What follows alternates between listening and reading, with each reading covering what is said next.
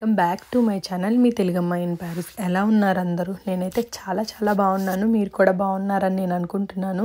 And last వ్లాగ్లో నేను చెప్పాను కదా, ఈ తర్వాత వచ్చే వ్లాగ్స్ అన్నీ కూడా మా లైఫ్లో చాలా మంచి డెసిషన్స్ జరిగినవి అండ్ దేవుడు బ్లెస్ చేసినవి కూడా ఉన్నాయి. లైఫ్లో అప్ అండ్ డౌన్స్ చాలానే చూస్తాం మేము, బట్ ఏం చూసినా కానీ మేమిద్దరం ఎప్పుడు మేనేజ్ చేస్తాము. అంతేకాని ప్రతిదానికి భయపడిపోము, కుంగిపోము. జరుగుతూ ఉంటాయి, ఎన్నో ప్రాబ్లమ్స్ ఉంటాయి, అన్నీ జరుగుతాయి. అండ్ చెడు తర్వాతే మంచి జరుగుతూ ఉంటుంది కదా. అండ్ ఈ వ్లాగ్ అయితే కనుక మా బాబుకి 5 years కార్డ్ వచ్చింది. అది ఎలా వచ్చింది అండ్ ఏంటి, ఈ నేషనాలిటీ ఎలా వస్తుంది అండ్ అన్నీ ఈ వ్లాగ్లో ఎక్స్ప్లెయిన్ చేస్తాను. బాబు పుడతాడు కదా, ఇక్కడ పుట్టిన తర్వాత మనకి 3 days లోపు మనం తన యొక్క బర్త్ రిజిస్ట్రేషన్ అనేది కంప్లీట్ చేయాలన్నమాట. బర్త్ రిజిస్ట్రేషన్ కంప్లీట్ చేయకపోతే మనకి తర్వాత అసలు చాలా ప్రాబ్లమ్స్ అవుతాయి. 3 days లోపు మ్యాండేటరీ. అదే సాటర్డే సండే వస్తే కనుక మండే, ట్యూస్డే, వెడ్నెస్డే లోపు రిజిస్టర్ చేసుకోవచ్చు. అండ్ మా బాబు పుట్టింది సాటర్డే కాబట్టి సండే ప్రాబ్లం ఉండదు, మాకు వెడ్నెస్డే లోపు టైం ఉంటుందన్నమాట. అండ్ హాస్పిటల్స్లోనే రిజిస్ట్రేషన్స్ ఉంటాయి, పెద్ద హాస్పిటల్స్ అయితే. లేదంటే మేరీకి కనెక్ట్ చేస్తారు. మేరీ అంటే ఇక్కడ టౌన్ హాల్స్ అనమాట. సో ఆ టౌన్ హాల్స్లో మనం 3 days లోపు బేబీ బర్త్ అనేది ఎట్టి పరిస్థితుల్లో రిజిస్టర్ చేసేయాలి. అండ్ మనకి డెలివరీ అయిన 8th month లోపే మన దగ్గర అన్ని డాక్యుమెంట్స్ తీసుకుంటారు. మన కార్డు పైన స్టేటస్లు అవన్నీ కూడా జాగ్రత్తగా ఉంచుకోవాలి. పాస్పోర్ట్ కానీ, కార్డు పైన కానీ, మ్యారేజ్ డాక్యుమెంట్ మీద కానీ ఎలాంటి ఒక్క చిన్న మిస్టేక్ ఉన్నా కానీ మీ వల్ల కాదు మార్చుకోవటం. ఎందుకంటే ఇక్కడ డాక్యుమెంటల్గా చిన్న తేడా వచ్చినా కూడా ఇంకా తిరుగుతూ ఉండాల్సి వస్తుందన్నమాట. సో ఏ డీటెయిల్స్ అయినా 1కి 10 సార్లు వెరిఫై చేసుకొని జాగ్రత్తగా చేసుకోండి. అండ్ బర్త్ రిజిస్ట్రేషన్లో ఏంటి అంటే మా ఇద్దరికి మ్యారేజ్ అయిన డాక్యుమెంట్ అండ్ మా హౌస్ కాంట్రాక్ట్స్, అవి కొన్ని డాక్యుమెంట్స్ ఉంటాయి కదా, వాటితో చేస్తారనమాట బర్త్ రిజిస్ట్రేషన్ అనేది. అండ్ మ్యారేజ్ డాక్యుమెంట్ విషయంలో ఎలా వస్తుంది అంటే కనుక, మాకు ఆల్రెడీ ఇండియాలో మ్యారీడ్ అయినప్పుడే మేము ఇండియాలో రిజిస్టర్ చేశారు మా ఫాదర్. ఒకవేళ మీకు ఇక్కడ మ్యారేజ్ అయితే కనుక మీరు ఇక్కడైనా సరే ఆ డాక్యుమెంట్ చూపించుకోవచ్చు. ఆల్రెడీ టౌన్ హాల్లోనే ఇక్కడ మ్యారేజెస్ అవుతాయి కాబట్టి. అండ్ ఇంకొకటి ఏంటంటే, చాలామంది పర్స్పెక్టివ్లో ఇక్కడ పెళ్ళి అవ్వటం వల్ల ఏదో యూజ్ ఉంటుంది బేబీ బర్త్ టైంకి అని అనుకుంటారు చాలామంది. అది మాత్రం నిజం కాదు. ఎందుకంటే ఇక్కడ పెళ్ళి అనేది చాలామంది డెస్టినేషన్ వెడ్డింగ్స్ కూడా చేసుకుంటూ ఉంటారు. ఎందుకంటే ప్యారిస్ అనేది చాలామంది టూరిస్టులుగా వచ్చి కూడా ఇక్కడ కల్చర్ నచ్చింది అని చెప్పి మనం పెళ్ళి చేసుకోవచ్చు అనమాట. షార్ట్ టర్మ్ వీసా ఉండేవాళ్ళు, లాంగ్ టర్మ్ వీసా ఉండేవాళ్ళు కూడా పెళ్ళి అనేది చేసుకోవచ్చు. సో దానివల్ల ఏం యూజ్ ఉండదు, మనకి ఫ్యామిలీ బుక్ అనేది వస్తుందన్నమాట. వన్స్ బేబీ ఎప్పుడైతే పుడుతుందో మనకి ఏంటి అంటే, వాడు ఫ్రెంచ్లోనే పుడతాడు కాబట్టి, వాడు ఎప్పుడైతే ఫ్రెంచ్లో పుడతాడో, ఫ్రాన్స్లో కానీ ఏ కంట్రీలో నాకు తెలీదు, ఫ్రాన్స్లో అయితే పుడితే మాత్రం వాళ్ళు పుట్టుకతోనే వాళ్ళు ఫ్రెంచ్ నేషనాలిటీస్ అవుతారనమాట. కానీ మేము పేరెంట్స్గా తనకి ఫ్రెంచ్ నేషనాలిటీస్ కాదు కాబట్టి తనకి ఇండియన్ పాస్పోర్ట్ వస్తుంది. ఎప్పుడైతే తను మేజర్ అయిపోతాడో అప్పుడు తను మా యొక్క పాస్పోర్ట్ అనేది తను వదిలేసి తను సొంతంగా తనకు బతకగలిగే మెజారిటీ ఉండిద్ది కాబట్టి, అంటే మైనారిటీ పోయి మెజారిటీ వచ్చిద్ది కాబట్టి, అంటే అంతే కదా. కానీ మనకి మెజారిటీ అంటే మనకి 21 yearsకి, ఇక్కడ 16 yearsకి వస్తుందన్నమాట. సో 16 to ఇప్పుడు 18 yearsకి మార్చారో లేదో నాకు తెలీదు. బట్ మా బాబు పుట్టిన తర్వాత డిసెంబర్ నుంచి రూల్స్ మారాయి. సో మా బాబు సెప్టెంబర్లో పుట్టాడు కాబట్టి 16 yearsకి తినకి 16 or 13 yearsకి తినకి ఛాన్సెస్ ఉంటాయి. అంటే ఏంటి అంటే తను సొంతగా తను మైనారిటీ పోయి మెజారిటీలోకి వస్తాడు కాబట్టి ఆ టైంలో మా యొక్క పాస్పోర్ట్ తను వదిలేసి ఫ్రెంచ్ నేషనాలిటీ పాస్పోర్ట్ తీసుకుంటాడు అన్నమాట. సో అందుకని పాస్పోర్ట్, మనం ఇండియన్ పాస్పోర్ట్ వచ్చిన తర్వాత తను ట్రావెల్ చేయటానికి మేము సర్క్యులేషన్ ఫర్ మైనర్ అని చెప్పి ఒక డాక్యుమెంట్ అప్లై చేస్తాం ట్రావెలింగ్కి. అది కూడా తను ఇక్కడ పుట్టాడు కాబట్టి మనకైతే ట్రావెల్ వీసా అప్లై చేస్తే 3 months 6 months వస్తుంది. కానీ ఇక్కడ పుట్టిన పిల్లలకి మాత్రం 5 years ఇస్తారనమాట.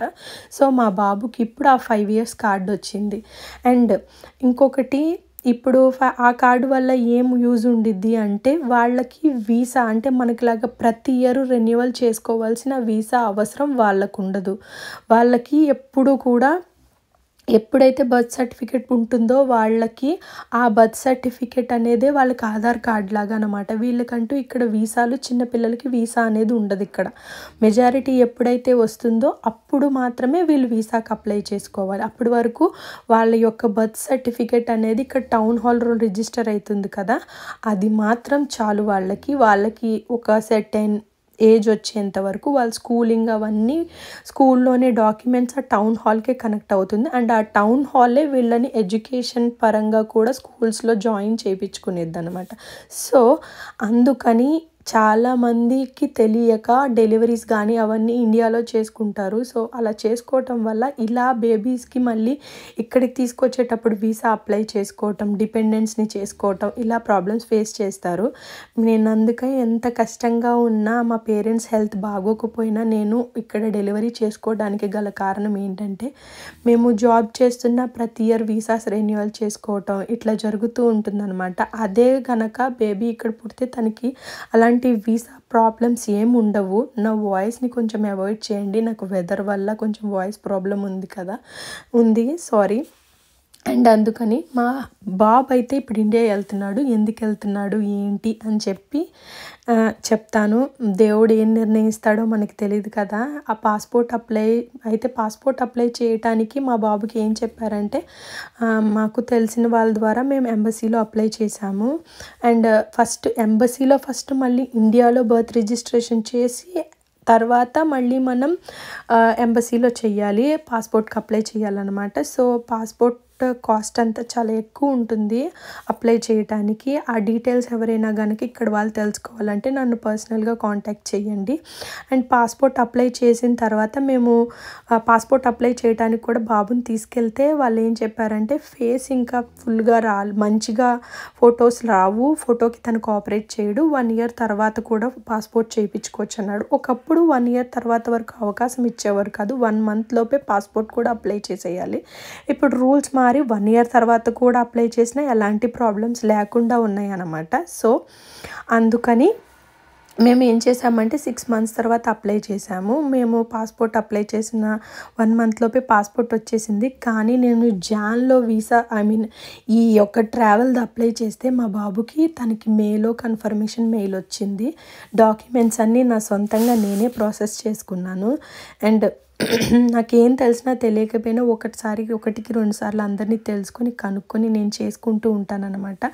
అక్కడే నేను మా హస్బెండ్ వెళ్ళేంత వరకు తిరగటానికి గల కారణం ఏంటంటే, ఇక్కడ బేబీని ఫాదర్ తీసుకెళ్తే గనక మదర్ ఎగ్జిట్ సార్టీ ఇవ్వాలి. అంటే ఏంటి అంటే, నాకంతా ఇష్టమే, నా బేబీని అంగీకారంగానే నా హస్బెండ్ తీసుకెళ్తున్నాడని నేను ఇవ్వాలి. అదే నేను తీసుకెళ్తే మా హస్బెండ్ ఒక లెటర్ ఇవ్వాలన్నమాట. సో అందుకని ఆ డాక్యుమెంట్స్ అన్నీ కరెక్ట్గా ఫామ్ ఫిల్ చేసి పంపించానా లేదా అని చెప్పి మా హస్బెండ్కి క్లారిఫై చెప్తున్నాను. సో తనకి అక్కడ ఎయిర్ హోస్టెస్ వాళ్ళు ఉంటారు కదా, క్యాబిన్ ఇది చేసుకునే వాళ్ళు, చెక్ ఇన్, వాళ్ళకి కూడా నేను చెప్తున్నాను డాక్యుమెంట్స్. అండ్ తను అడుగుతుంది రికార్డింగ్ ఎందుకు చేస్తున్నారంటే, నాకు ఒక యూట్యూబ్ ఛానల్ ఉంది అని చెప్పాను.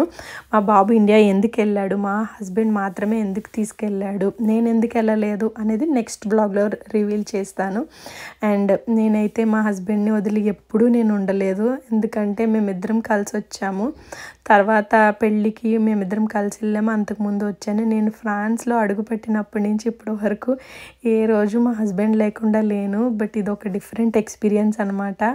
చాలా బాధ అనిపించింది. అండ్ బాబు విషయంలో మీకు బాధ లేదా అంటే, బాబుని నాకన్నా తనే బాగా చూసుకుంటాడు. నాకు తన మీద అంత నమ్మకం ఉంది.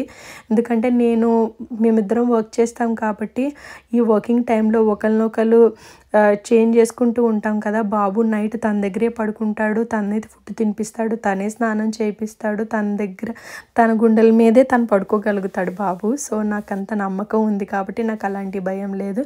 అండ్ ఫీడింగ్ అనే డౌట్ రావచ్చు. మా బాబుకి 4th month నుంచే మేము ఫుడ్ ఇస్తున్నాం కాబట్టి సాలిడ్స్. సో తను 8th month వచ్చేసరికి నా ఫీడింగ్ మీద తనకి ఇంట్రెస్ట్ లేదు. ఎప్పుడైనా ఒకసారి అడుగుతాడు తప్ప ఫుడ్ నేను ఏం వెరైటీస్ పెడతానా అని చెప్పి చూస్తూ ఉంటాడు అన్నమాట. సో ఈ వ్లాగ్ అయితే మీకు నచ్చిందని నేను అనుకుంటున్నాను.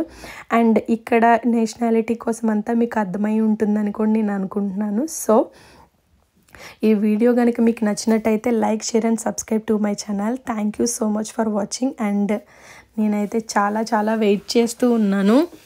ఎప్పుడు మా హస్బెండ్ వెళ్తాడు, మా పేరెంట్స్ తనని చూస్తారు అని చెప్పి. ఎందుకంటే మా బాబు పుట్టిన తర్వాత మా పేరెంట్స్ చూడటం ఇదే first time.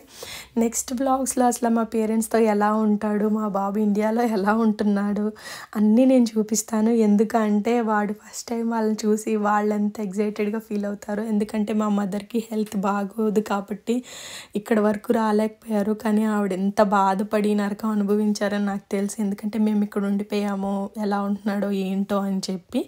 So next blogs అన్నీ కూడా చాలా బాగుండబోతున్నాయి. మా బాబుకి చాలా మంచి మంచి విషయాలు జరిగినాయి, అవన్నీ కూడా నేను చెప్తాను. నెక్స్ట్ మేము ఏమేమి చేసాము ఏంటి అని చెప్పి. సో ఇంకా మా హస్బెండ్ని పంపించాలంటే హేట్ చేసుకుంటా ఉన్నాను అనమాట. మా హస్బెండ్ కూడా చాలా బాధపడుతూ వెళ్ళాడు. అండ్ ఎందుకు అంత బాధపడటం, మీరు కూడా వెళ్ళొచ్చు అని అనుకోవచ్చు, కొన్ని సిచ్యువేషన్స్ అలా ఉంటాయి. సో నా వీడియో అయితే మీకు నచ్చిందని నేను అనుకుంటున్నాను. Thank you so much for watching.